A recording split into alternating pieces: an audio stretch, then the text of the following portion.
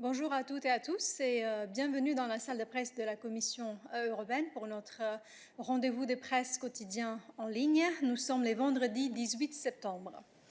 Je commencerai par l'agenda de la présidente von der Leyen.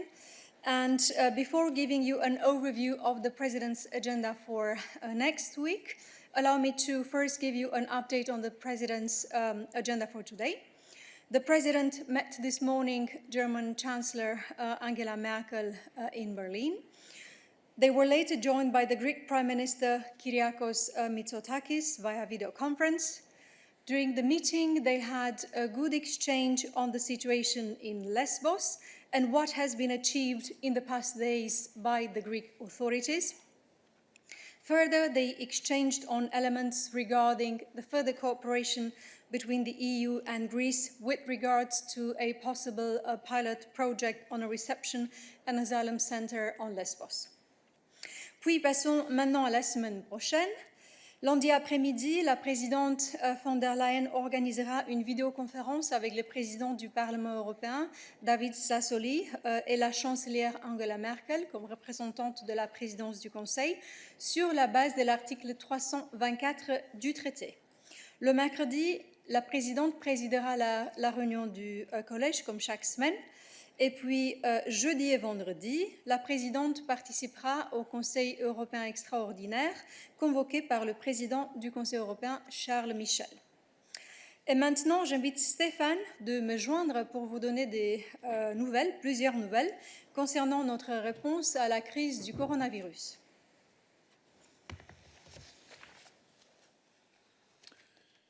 Thank you, Dana, and good afternoon, everyone.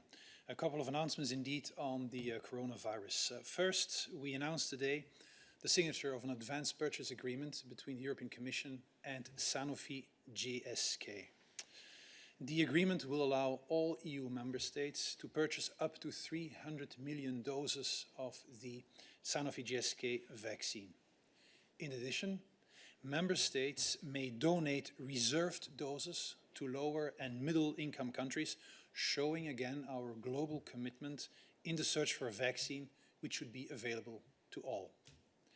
In the same vein, Sanofi and GSK will endeavour to provide a significant portion of their vaccine supplies through the COVAX facility.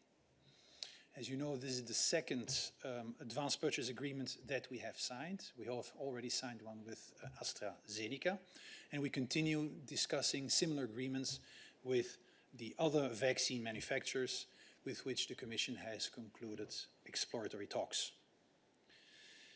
I have mentioned COVAX, and I will say something else on COVAX as well. I draw your attention to our press release with further details on Team Europe's contribution to the COVAX facility. Team Europe will contribute with an initial 230 million in cash through a loan from the Europe Investment Bank, backed by the same amount in guarantees provided by the EU budget, allowing to reserve 88 million doses. This contribution is complemented by 170 million in financial guarantees from the EU budget. And from COVAX we go to testing. Today the Commission has published a set of recommendations for a common COVID-19 testing approach in Europe, which is a follow-up to the Commission's initiative of 15th of July, where the Commission adopted a communication on short-term preparedness for COVID-19 outbreaks. As Commissioner Kyriakidis has stressed, it is more important than ever, especially in the current epidemiological situation, that all member states have the effective and robust testing strategies in place.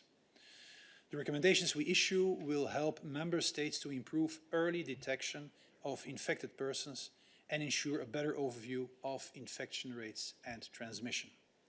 I also draw your attention to the fact that the European Centre for Disease Prevention and Control has published also today a report on testing strategies and objectives. And last but not least, we are glad to announce that the Commission will support a new initiative on clinical research into coronavirus with 15.7 million euros from Horizon 2020. The project is called EU Response, and will establish a clinical research network to treat COVID-19 and other emerging infectious diseases. It's led by the French Institut National de la Santé et de la Recherche Médicale and brings together 21 partners from 13 EU countries, Norway, Switzerland, and Turkey. As always, you will find more information on the different elements I have just announced in our press corner. So I invite you to take a close look at them. Thank you very much. Thank you very much, Stefan. I will now invite Balázs for an announcement on the transport of essential medical items. Balázs.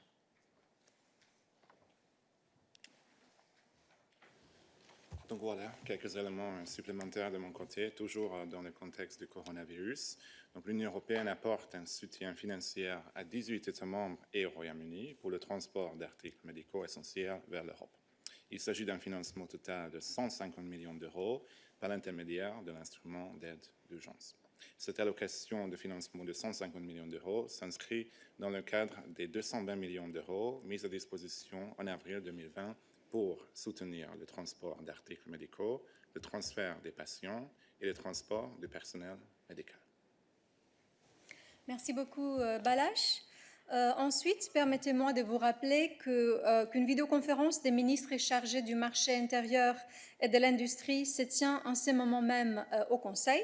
La vice-présidente exécutive Margrethe Vestager et le commissaire Thierry Breton participent à ce Conseil pour le compte de la Commission. Et le commissaire Thierry Breton participe à une conférence de presse qui aura lieu dans le cadre de ces conseils vers 13h30.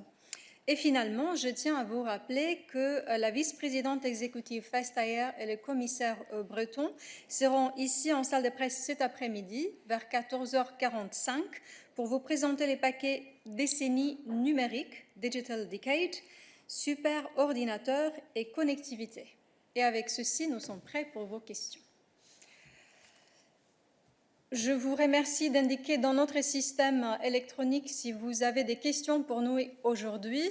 Effectivement, je vois qu'il y a Gerakina qui a une question. Vas-y, la parole est à toi.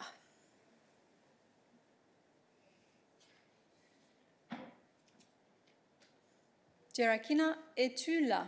Nous vérifions si tu as le son et si nous pouvons t'avoir en ligne. Yes. Hello, I have a question for Peter if he's there. It's concerning the dialogue between Kosovo and Serbia. Peter, yesterday after the end of the experts meeting, Serbian delegation, Mr. Đurić, somehow conditioned the future of the dialogue, he even said the immediate future of the dialogue, with the readiness of Pristina to start implementing the agreement on association of Serb municipalities in Kosovo. He even put into serious question mark the upcoming leaders meeting that you already plan to have on 28th of September. So do you have any comment on this? Thank you. Thank you. The short answer would be we have no comment. You know that we are facilitating the dialogue. We are not commenting what each of the parties is saying in the public. This is a process which has been running since or renewed since start of July.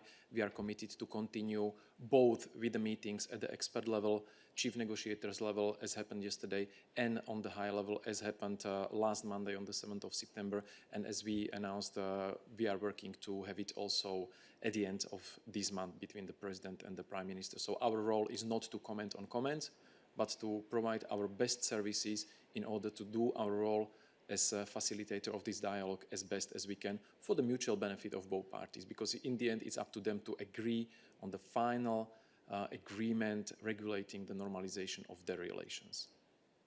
Thank you very much, Peter. I will now invite you to ask additional questions to Peter. First, let's stay with the subject. So please indicate in the system if you have a question for Peter on this subject. I see that Thomas has a question for Peter. So please go ahead, Thomas. Yes, hi. There was a war crime files from Kosovo Special Court that for some reason ended up with the Kosovo War Veterans Association.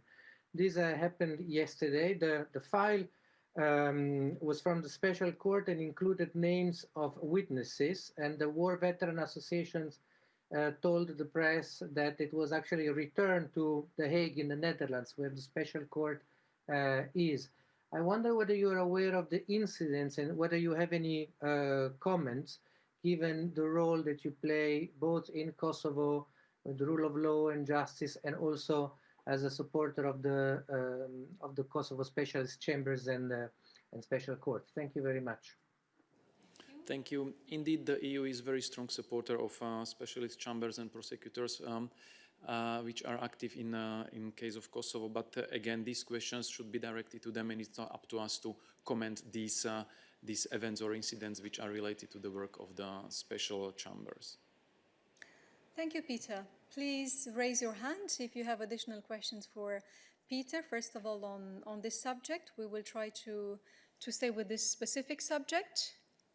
Yes, I understand that Marina has a question for Peter. So, Marina, go ahead. Thank you, Dana.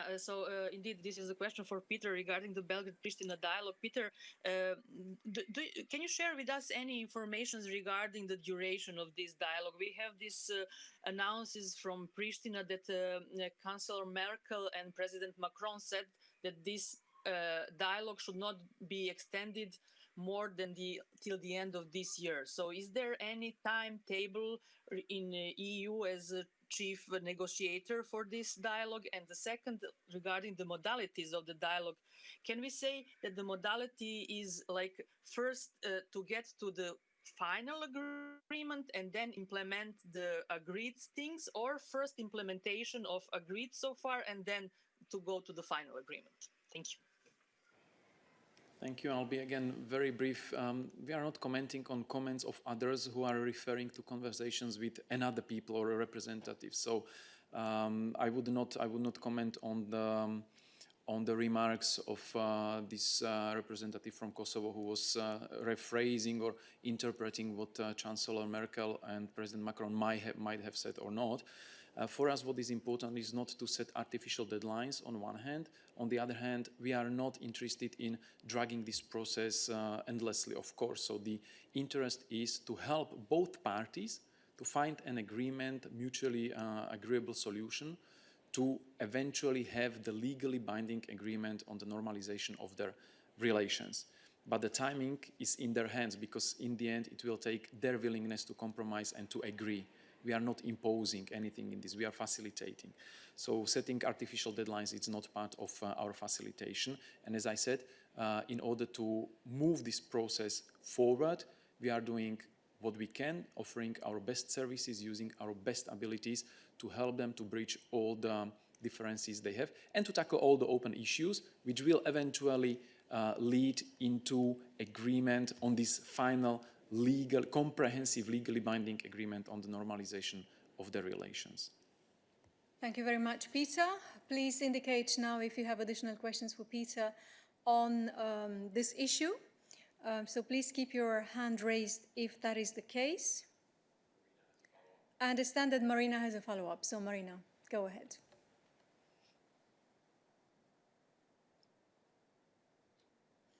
Marina, are you there? Do we have Marina on the line?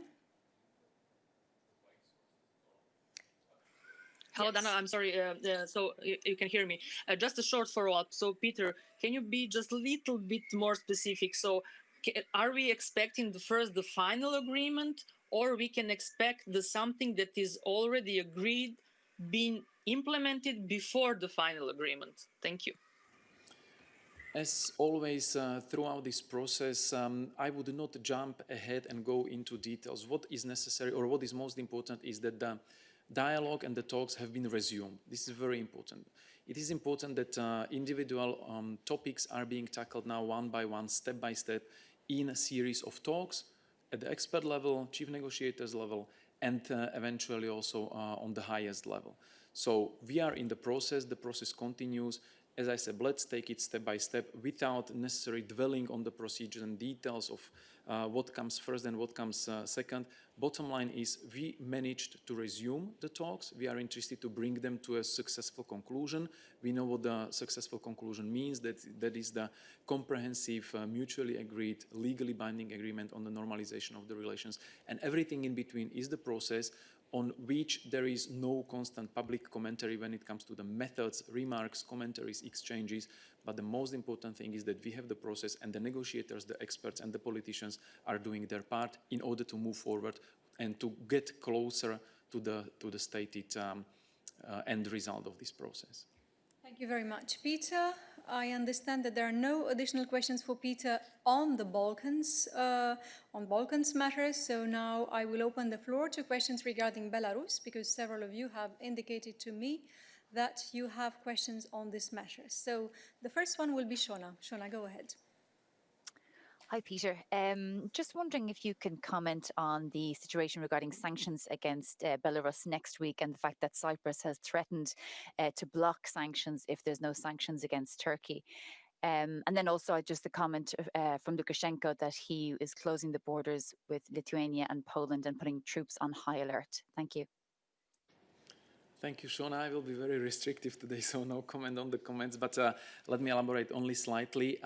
We are not commenting on ongoing procedures. You know that the sanctions have been announced by the ministers. There was clear political determination, reinforced by the messaging of the President of the Commission in her State of the Union. So there is clear political, highest level determination to sanction those who are responsible for the unacceptable repression in Belarus. So it's not question if, but it's question when. And as long as the procedure is ongoing and the final decision has not been taken or approved or adopted, we will not be commenting on whatever leaks or speculations or claims about the exchanges and the work in the council formations. But the bottom line is there are already consequences. The international image of the Belarusian authorities suffered enormously internally and externally due to the unacceptable repression against their own population, and the EU will impose sanctions on individuals responsible for the falsification of the elections and for the brutal and unacceptable violence and repression against the civilian population of Belarus. The second question you were asking about announcement by Lukashenko about the closure of borders with 2 EU member states. In general, you know that the borders are responsibility and competence of the member states. As far as we understand from our Polish and Lithuanian counterparts, the borders are still open. So there is not much I can say beyond this factual situation. Thank you very much, Peter. I will now invite you to raise your hand if you have additional questions for Peter on Belarus. I understand that Mose had a question on Belarus, but his hand is no longer raised, so perhaps the question was answered. No, his hand is still raised, so Mose, please go ahead. Yes, thank you, Nana. Well, the question about sanctions and why they've been delayed, I mean, that has already been answered. But I have another question linked to Belarus, because the Commission also said that it wants to encourage or facilitate some kind of dialogue between the opposition and the authorities in Belarus. But for the time being, the situation seems to be deteriorated. And so I wonder what can be done on the part of EU to initiate such a dialogue in the current situation. Thank you. Thank you, Mose. Maybe one factual correction regarding the sanctions. There is no delay. There was never a set date announced for them to be adopted. The political decision was to have them in place as soon as it gets.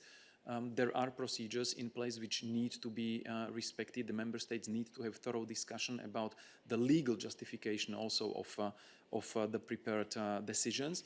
So there's no delay. And as I said, the announcement and the decision by the highest political level in the EU was we will have sanctions, and the member states and their delegates in the appropriate formations, working formations, are doing their best to get there, to send the message, unequivocal message of the EU that we are not going to stand by. We are going to punish those who are responsible for all these bad things that are happening against the population in Belarus. And when it comes to your question, what could be done in order to initiate the dialogue, this is first of all a task for the authorities led by Lukashenko. He needs to enter into the dialogue with his own population. The EU is encouraging this. We are standing ready to lend our support in any way we can. We communicated this in our contacts both to the representatives of the authorities and also to the Belarusian civil society and our partners on the other side. And, but we still say the basic line is the solution for the problems in Belarus have to come from within. They need to be found by the Belarusians themselves in a nationwide, inclusive dialogue. This is something what Lukashenko is until now refusing, and this is something we, alongside all the other partners from the international community, are telling him to do. You have to enter into consultations, into dialogue with your own citizens. On this note, I invite you to raise your hand if you have additional questions for Peter on Belarus. I do not have any additional hand raised, so I invite you now to indicate your interest for asking additional questions to Peter on any other subjects that he covers. I do not see any such hand raised, so thank you very much, Peter, for today. And I will now invite you to indicate if you have any additional questions on our other topics for us today. That doesn't seem to be the case. Oh, Tommaso has a question. So, Tommaso, go ahead.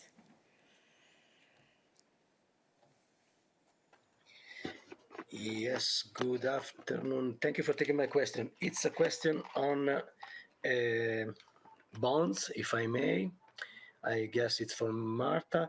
President von der Leyen said that the European Union will set a threshold of a minimum threshold of 30% for the green bonds, which will finance the recovery plan.